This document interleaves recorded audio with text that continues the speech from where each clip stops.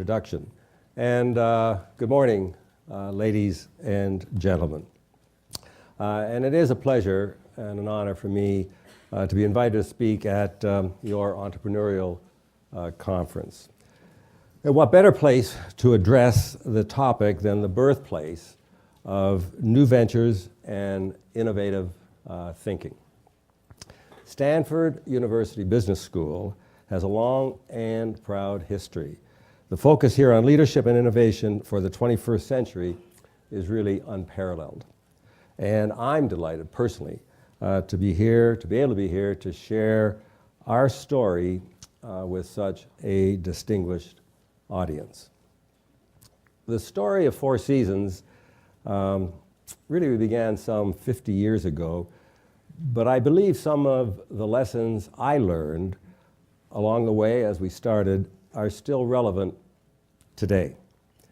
In fact, as Rob mentioned, I recently chronicled my experience in a book on Four Seasons, and I did that because I thought it was important for the 35,000 plus people in the company and the thousands more who will be joining the company as we continue to grow. Because I believe if one can understand how and why we got to where we are today, it can give them a better sense of how to deal with the future. But the book also brought what my wife Rosalie called the unexpected rewards. Hearing from friends of long ago and from many people I didn't know. Many writing very kind letters, and there is one that I'd like to share with you. Mr. Jay Nussbaum made reference to a quote that Rosalie wrote in the foreword. Something I said many, many years ago, that I believed the only thing you can control is your attitude. Well, when he read that, he sent me a copy of a memorandum titled Attitude and asked, did I write it? Which I didn't, and I had never seen it before. But I thought it was compelling. So I'd like to share that with you today. And the title is Attitude, and I'm quoting now from this memorandum. The longer you live, the more you will realize the impact of attitude on life. Attitude is more important than facts. It is more important than the past, than education, than money, than circumstances, than failures, than successes, than what other people think or say or do. It is more important than appearances, giftedness, or skills. It will make or break a company, a church, a home, a person. The remarkable thing is, we have a choice each and every day regarding the attitude we will embrace for that day. We cannot change our past. We cannot change the fact that people will act in a certain way. We cannot change the inevitable. The only thing we can do is play on the one string we have, our attitude. Life is 10% what happens to us and 90% how we react to it. We are in charge of our attitudes. So there you have it. It's a message that I thought you might all find helpful. And I guess the concept is part of the fabric of my book. So I thought I'd share with you some of the fundamentals of our story with you today. And I think you will see that the depth of our service culture and our commitment to it has seen us through the good and challenging times alike, even through what we went through this last 2009. Our story begins on Jarvis Street in Toronto, where the first Four Seasons opened 49 years ago. And I can assure you, I never thought at the time that Four Seasons would become what it represents today. In fact, I can share with you in all candor, there was no vision, there was no grand dream. But throughout all Four Seasons history, there has been a consistent thread, and that is what I'd like to tell you about today. It's the oldest part of our story, and it's what propels us forward as we continue to grow globally. Increasingly, I think it is something that matters greatly to every organization. Now, it may seem obvious that in the hotel business, our objective is to provide great service. The trick is pulling it off successfully, and that requires an enormous commitment, as our experience will show. Because in today's business environment, it's simply not good enough to rely on the strength of the product alone. International rivalry will make product quality a given. And as products mature, technology begins and brings parity. So why do so many companies who won't spend what it takes to keep their customers spend 5 times as much to try to get a new one? At Four Seasons, we've always believed that if we give our customers value, our customers will give us a profit, and that has been proven over a very long period of time. But for the essential question for us in the early days was, what did our customers value most? Market research said it was luxury. And luxury didn't necessarily mean elegant surroundings and gourmet meals. When we looked closely, it became clear that the greatest luxury for our customers was time, and service could help them make the most of that, giving them greater productivity, greater enjoyment, and for us, and for the customers, a memorable experience. Of course, designing service to help busy people make the most of their precious time can be challenging. We can't pre-check service or sample it. Production and consumption are simultaneous. Those few moments of service delivery are a company's make or break point when reputation is either confirmed or denied. And the outcome in our industry normally depends on the frontline employees, doormen, bellmen, waiters, maids, the lowest paid people, and often, in too many companies, the least motivated. These frontline staff represent our product to our customers.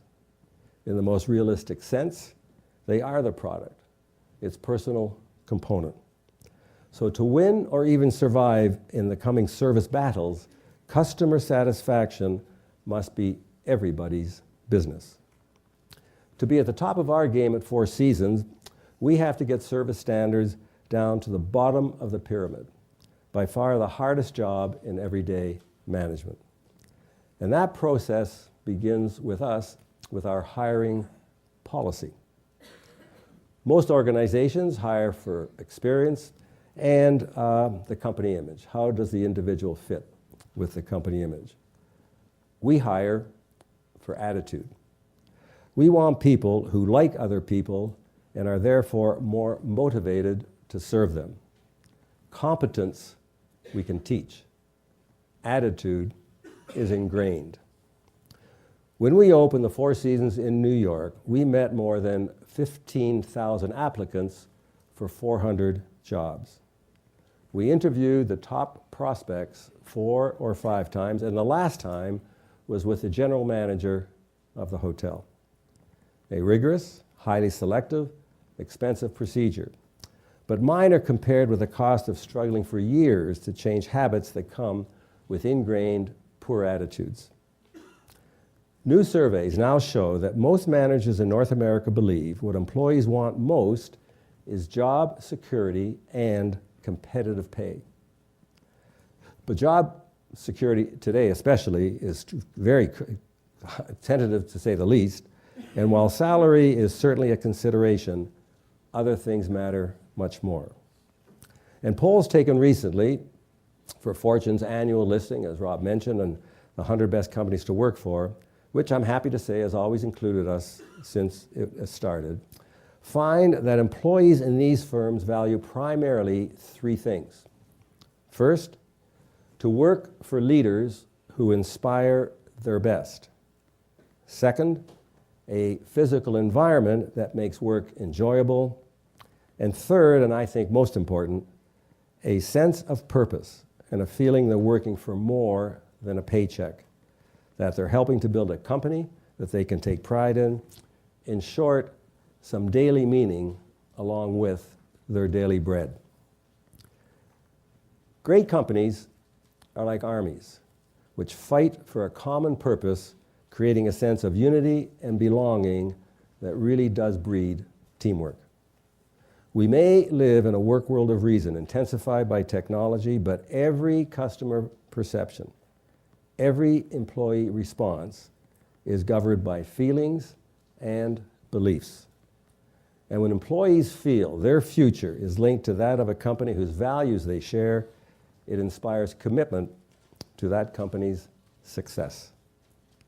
In every area, we push down responsibility from head office to our frontline people who have the authority to make most decisions that they feel are needed to satisfy our guests. We treat them as members of an elite team, but we set very challenging goals. And that's why early on, we set a mandate of 0 mistakes. Inevitably, of course, mistakes occur. That's natural. But when our employees are trusted to use their common sense, they can and do turn mishaps into new service opportunities. Then, what the customer remembers is not the complaint, but the outcome.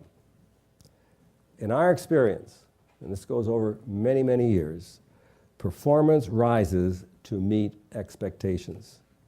The resultant customer satisfaction boosts employee confidence and self-esteem, and living up to that growing self-image keeps raising performance levels.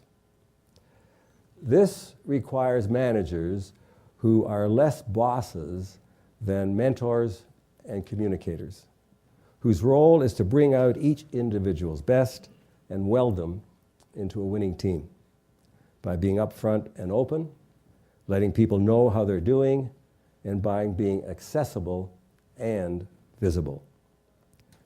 And communication is crucial. For employees to act on their own initiative, they have to know our priorities, and we have to know what our customers are saying to them. We have to recognize their contributions and listen to them consistently. At Four Seasons, we pay as much attention to employee complaints as to guest complaints.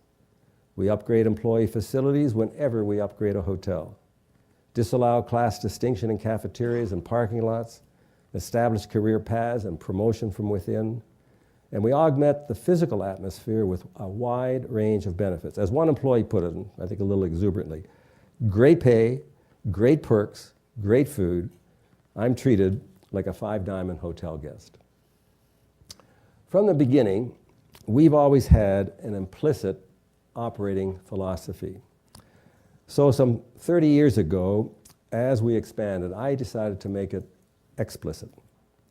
So I sat down with our director of communications and detailed a formal credo based on the golden rule, the cornerstone of what would later be called our corporate culture.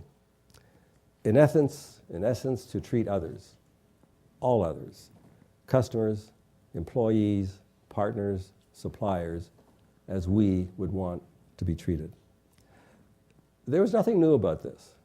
This is a standard statement many people would use. Even back then, such credos were common, though seldom believed. What was new was that we enforced it. Senior managers who couldn't or wouldn't walk the talk were all winnowed out within a few years.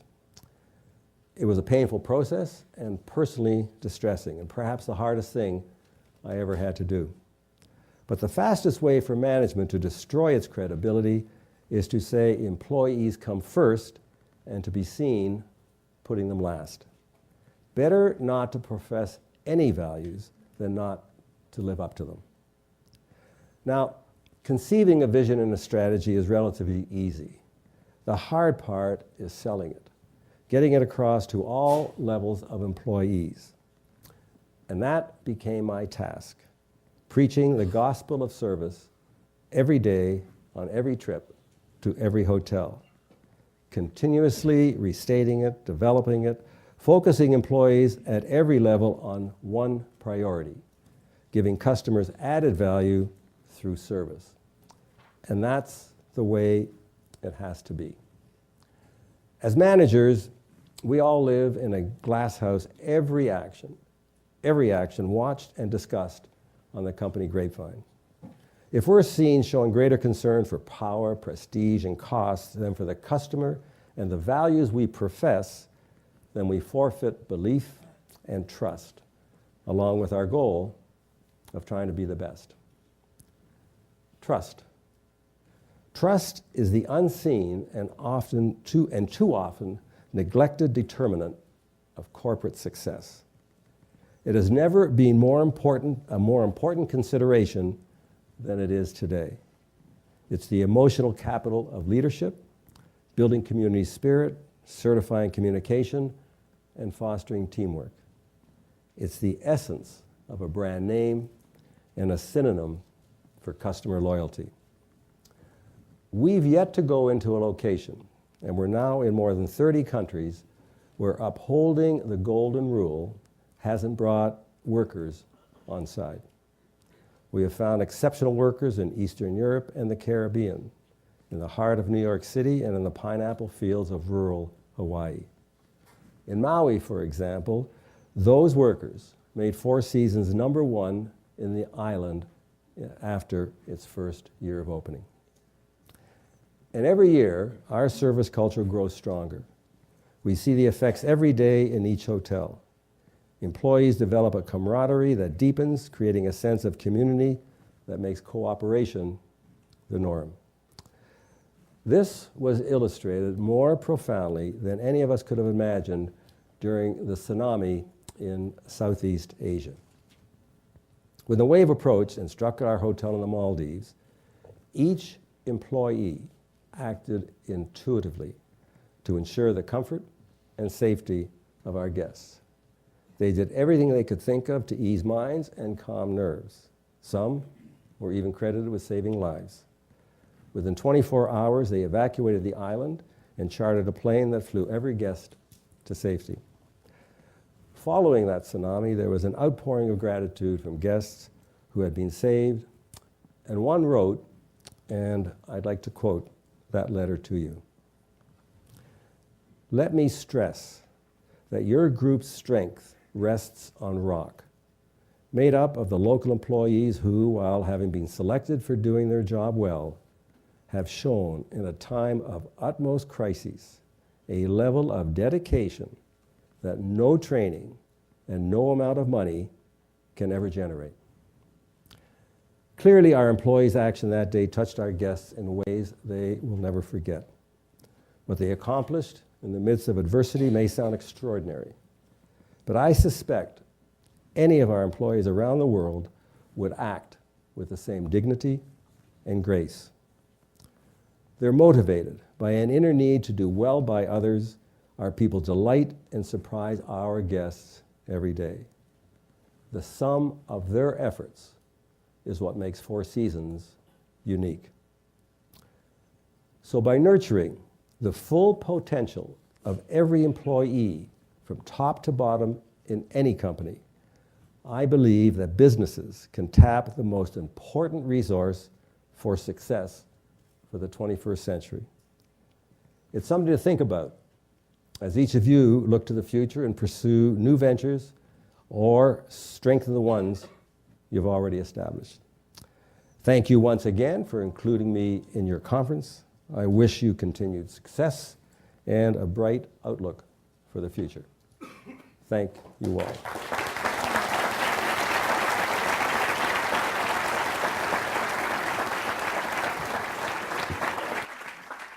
We're now going to open up to questions. Now, I'd like for you, if you don't mind, to repeat the question because we don't have microphones in the crowd. Sure. Thank you. Founders like yourself are very charismatic and very motivating and inspiring to their employees. What is the plan for Four Seasons when you are not leading the company anymore? I'm embarrassed to read the question to you because he's complimenting me. He's asking if being charismatic and such, how are people able to follow in terms of what you've done? We should all only try to do what we can do best. And my skill set allowed me to become what I am. And clearly, as my role in the company, I've always had to prepare for the natural evolution of seniority in the company, and we've always been able to promote from within. So every senior leadership position in this company has changed over the last many years, all from within. And they've carried on, and we call it a seamless transition. They all come with different skills. And I believe, and history will prove, that leadership is situational. Skills needed for one time in terms of the issues that a company might be facing might be very different than other times. So as Four Seasons has now evolved, the strategy for the company is set. We all know what we're doing and how we can get to the next stage. And that was based upon what we refer to now as the 4 pillars. In reconstructing the company, there were 4 key strategic decisions that we've identified, and they are based upon quality, service, culture, and brand. And the strategy going forward is to continue to reinforce those 4 pillars. So there is no longer a need for, say, a vision. There's a need for execution, for competence in being able to, how do you administer the company as it's getting bigger? How do you become more efficient, more effective? So the people who are presently in the position to keep moving up the ladder and to take over my role are clearly skilled at being able to do that. And they've grown up with the company over their last 20, 25 years, so they intuitively know and understand. It does not need somebody like me to continue running the company. It needs people who have an understanding of that's why I said in the book, why I did it, is to give them an understanding of how we got to where we are, and if to start something is much more difficult, so to keep it going becomes just, hey, we know what got us where we are, let's not lose sight of it. So the best example I can use when I say leadership is situational, and you're too young to go back this far, but in World War II, Winston Churchill took England out of the depths of what was a frightening war and led the country to success. Great charismatic leader. In the United States, after President Roosevelt died, Harry Truman took over, a man of great competence who could take chaos and turn it into an organization so they could move forward. 2 very different leaders, but the times dictate what's required. So I believe in Four Seasons, we have prepared for the continual evolution and what will be a seamless transition. Yes, if something happened to me, there might be a shock, hit by a bus, etc. I should change that. My wife heard me say that one day, and she says, look, get a little more romantic. Make it a Mack truck or something. But I believe there might be shock for the first 3 to 6 months. And after that, everybody in the company would be digging deep to make sure they showed that this company's got strength to go forward. So we shouldn't look to copy. We should look to apply our skills. And as you will all learn, your role in senior leadership is to prepare for those people who should be following. And that's really what I've been able to do, and it's worked out quite well. Thank you. In this audience here in particular, you have a lot of entrepreneurs that are working hard on ideas or ventures to eventually take them. You, in 2007, took the company private. Can you talk a little bit about the decision process? Yeah. The question was that your group here is looking as venture capitalists, and how do you take companies public? Well, the end of the question was, we've gone private, and how do we think about that? The idea of going private was not my idea, and it wasn't done for any financial reasons. It came as a proposal that looked interesting after we sort of dissected a bit, that there wouldn't be any real change, because I wasn't looking for a change in my lifestyle in terms of my workload. What appealed to me as I controlled the company is that here was an opportunity where I could control the change of ownership into hands that I thought would preserve and continue the legacy of Four Seasons.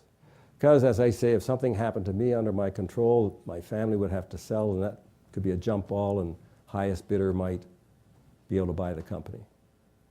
So this was an unusual opportunity where the type of investors we were talking to really were not investing as venture capitalists might do to buy and sell. These were people who could afford to own long-term. And that was the key. Was this intended to be a long-term commitment? And clearly, as the people you know, Prince will lead and Cascade, Bill Gates' company, these are long-term players. So for the company and everybody in the company, when you ask about the leadership and their future relies upon the stability of the company and our ability to continue in the path that's been set. It gives everybody in the company not just a degree of comfort, but an ability to look at their future, understand their position in the company, and realize that there will be no change that will upset them. So it really establishes a very strong foundation for the company to continue on the path that it has set for themselves. So it's worked out from the individuals in the company, from myself, et cetera, to everybody's satisfaction. Yes, ma'am. So at the beginning you mentioned that you didn't have a vision or a grand dream, but clearly you built a global brand. And at what point did that turn for you? What catalyzed that change? The question is, when did the idea of Four Seasons come to be a vision? Well, as I say, I didn't know much about the hotel business, so my role into it was not to go into the hotel business. It was a real estate play, just building it and see what happens. So I'm still a builder by trade, and construction was my background. But after we had built the third hotel, and that was 1970 when we opened the Inn on the Park in London, and I had put together a business deal that we were involved with a conglomerate at that time, ITT, to build in partnership a major convention hotel in downtown Toronto. And the contrast of how that hotel ran, which was very successful as a convention hotel, and what we had done in London, England, gave me a look into the industry that appealed to me and that I thought we might do something special, which was in London. This was our third hotel. We opened and we're competing against what today and then were the best hotels in the world. You've heard the names, the Savoy, Claridge's, Keynote, Ritz. These were the grand hotels of the era. And we were up against them in terms of competing for the business. Well, in the first year of operation, we were awarded the best hotel in Europe and beat all those players on their home field. So the question was, if we could do that there, could we not do it everywhere? So the contrast of what we were doing there, this was a small boutique geared to the personal service of treating every customer who came through the front door as a guest, not deciding who should be our customers. Compared to the convention hotel that was very successful but dealing in a different type of market, that gave me the idea, which developed to be the very first key strategic decision that I mentioned before, that we decided then to only operate medium-sized hotels of exceptional quality and to try to be the best. So that is where you might say the vision started. But that's a far cry. You know, people looked at it and they said, well, you know, if you want to only operate one type of hotel, that's no big deal. But to say we're going to be the best, that was a stretch. Now, I didn't say we were the best. That was setting an objective that every hotel we opened, could we follow the format that allowed us to compete against the best and be a winner. And that's what We did. So that was the beginning, you might say, of the vision. Yes, sir. Can you talk a little about how you use the diversity of your employees to deal with the diversity of your customers and how that personalization is transferred across the enterprise? Yeah. As I mentioned, we base the philosophy and the principles of the company on that one simple, profound statement of what the golden rule represents. In our language, it's simply do unto others as you would have them do unto you. But if you look at history, you will see that that statement, the golden rule, is part of every religious belief. Every religion in the world, in their scriptures, recite that principle. Different ways, but meaning exactly the same. So as a company, we, as I say, hire looking for people who have a similar work ethic and a value system. And that is where this principle of attitude. There isn't any country, city in the world that we couldn't go into and pull together a core of people from that community who believe in that principle. It's been proven over and over again. It's the way most of you have been brought up. It's the way when you go out in the world and get married, the way you're going to want to bring your children up. And that brings diversity of different cultures, people, background, beliefs, but with one common value system. And that is the tie that binds this company together. It was a theory I put out a long time ago when I said before, we're going to try to be the best. And they said, well, what do you mean? How are you going to do that? And I said, we're going to try to make the quality of our service our competitive advantage. We're going to do it in a way, because that's how we became and how we beat the other people in London. It wasn't a grand building. It wasn't having any difference. It was that we dealt with service as a very precious thing. So we're saying we're going to make the quality of our service our competitive advantage. That's what's going to define us and distinguish us from our competitors. Well, if that's what we're going to do, who's going to do it? It's going to be the people. The people who work in the hotel, it's on their shoulders. So we had to give them what they needed and what they wanted in order for them to perform at this level. And that's what the culture did. The culture said, could we create a highly qualified, competent workforce based on an ethical credo? Could we?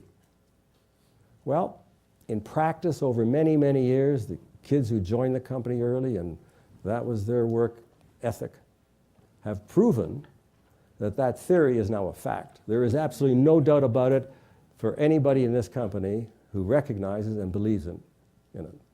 So the base is there, the momentum's there, and as we are growing worldwide, we can go anywhere, and we'll bring together a core of people. Let me just, to emphasize that point, we opened a hotel in Istanbul some years ago. About a year after, I was having dinner with one of the owners and his wife, and she asked me, where do you get these people from? And I said, what people? He said, the people who work in the hotel, where do they come from? And I said, well, I guess, the local community or the villages surrounding the city. She says, no. These are not Turkish people. I said, what do you mean? She said, I have Turkish people working for me, and these are not Turkish people. I was with the general manager. I said, Marcus, where do you get them from? He said, of course they are. It's the same people. It's how you treat them. Give them the respect, the dignity they're entitled to, an opportunity, just an opportunity for people in that part of the world is enormous. We're fortunate to be born in a part of the world we all have opportunity.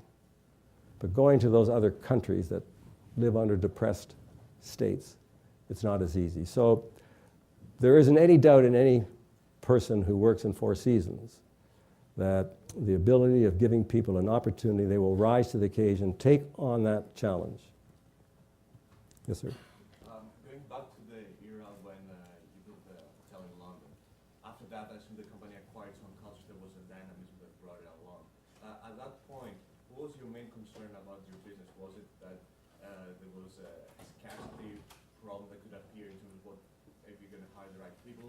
Was it an uncertainty problem that whether the market was the right market to get into? Was it a dynamism problem, whether there was enough growth and enough momentum in the company? And what was your main concern at that time when you made this investment? Yeah. So the question was, as we started going down the road to growth, what was going to be the problem? Could we continue on what we set out to be the best? What were the bumps along the road that we might face? Good question, and that question kept coming up. So after we had 5 hotels, I would get from the company, we hold staff, town hall meetings, and they say, how many more hotels can you build and operate with this fanatical attention to every detail and every customer's needs? And I said, I don't know. But if the last hotel we open and operate doesn't embody everything we've learned, and we should be better if we've done that, and we can't say we are, I said, that'll be it. Because I wasn't interested. Didn't have the skills or anything to start build a big company. I was interested in building a good company. Well, that question kept coming up, 5, 10, 15 hotels. I gave the same answer because I did not know, was size going to be, our Waterloo? Well, after that, I stopped saying it because you could see size had nothing to do with it. It was just a question, could we continue to do it the same way? Would we lose sight of what it was that made us successful? So we centered on and focused on stick with a game plan. Don't look for new ideas. But if we continue to grow as we have, that will be the way we'll become the best company. Because what we were really saying is that it wasn't a corporate organization that was doing this. It was each hotel. We put the mandate out. It's in your hands. You're the ones there who are dealing with the customers day in and day out, and we rely upon you. So it was the general manager and his senior people who had to instill in the people what was required of them and to manage them in a way that made each hotel the best. That's exactly the plan as we just opened in Beirut that we are using today. But now we have a company that can help each hotel much more than we had back then. So if we are able to build the company and to grow and get the reputation we've got with the experience we've got now, the support we've got now, the bench strength of people and a brand name, clearly we should be able to continue to make each hotel as it opens to be the best in that city. So that was the threat. Could we? We didn't know. And in practice, we've proved it's not size, it's getting and bringing together that diversity of people who have similar work ethics. Yes, sir. So how did you deal with people or companies or entities that didn't follow the golden rule when dealing with you? You mean maybe partners or suppliers? Yeah. Well, you do run into difficulties. There's no question about that. Business is never a smooth road. You address those problems when they occur and continue dealing with them. You just don't lower your standards. Well, we try to join the question was, how do we control other companies or other people from not acting in a way which would be consistent with what we believe? Usually you're making a business deal. What you want to do is make sure you're dealing with somebody, your partner, that you have a degree of compatibility with, that you're not joining forces with somebody who's completely off the radar screen in terms of what you believe and how you act. But you do run into the problems, and you manage to get through those, and they're not always successful. But you learn by those experiences. And we've had, some mishaps along the way. Thought we had a good deal, didn't work out, lost a hotel, lost a lot of money in the process. It was a country that we couldn't do anything about. The laws there were very different than what we believe. So you gain experience, try not to make the same mistake a second or third time. So as a company, we've run into our share of problems. Clearly, we've been able to overcome them, otherwise we wouldn't continue to be successful. But today we have, in spite of the economy and what's happened in part of 2008 and 2009, our pipeline of development, we've penciled more deals in the last 2 years than we ever had before.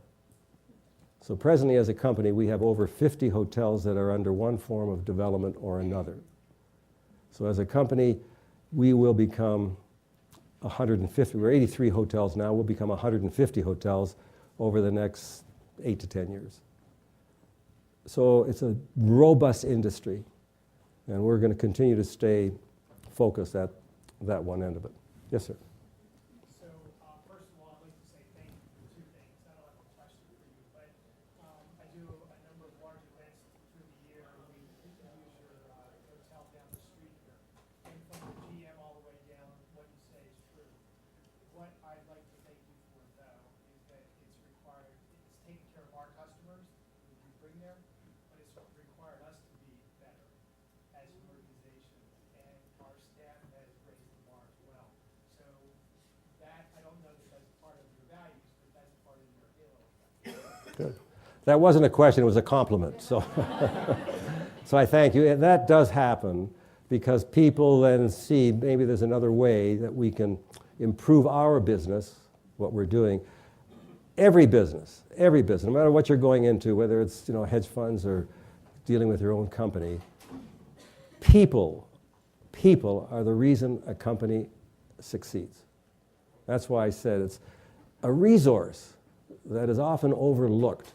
But if you deal with people in your company or in your control in a manner which gets them all working in the same direction, rowing, the people power is remarkable. Yes, ma'am.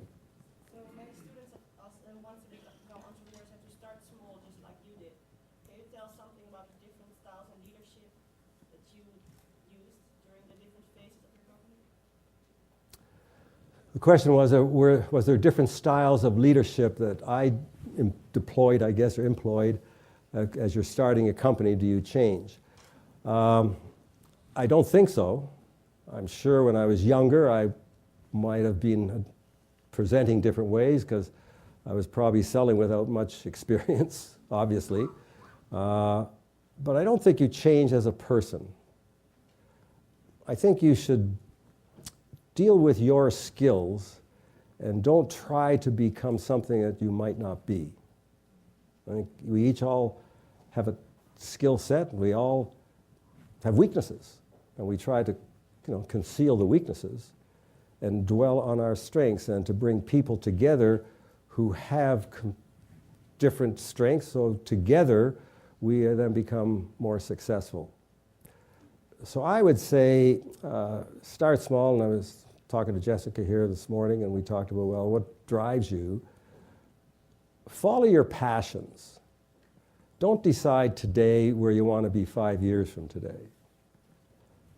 Pick it up, get started, see where it takes you, and just put 100% of your effort into what you're going to do. Don't use the word if.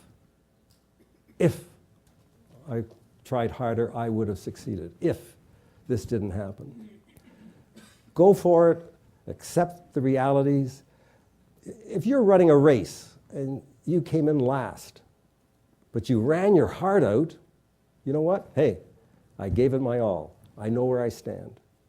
So that's all you got to worry about, and not try to sort of manipulate who you are. But you've all got abilities. You wouldn't be in this school if you didn't have the skill set and abilities to continue growing. I was saying this morning to Robin, judge yourself based upon what you've already succeeded with. You've accomplished more in your life now than most people ever do, because you've been able to apply to a very prominent school and be accepted.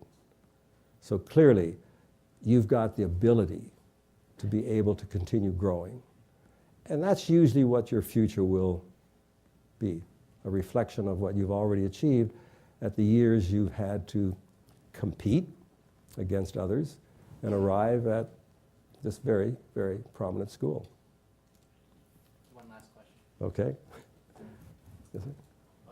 Since that moment you conceived of this robust and somewhat firm game plan, which you did,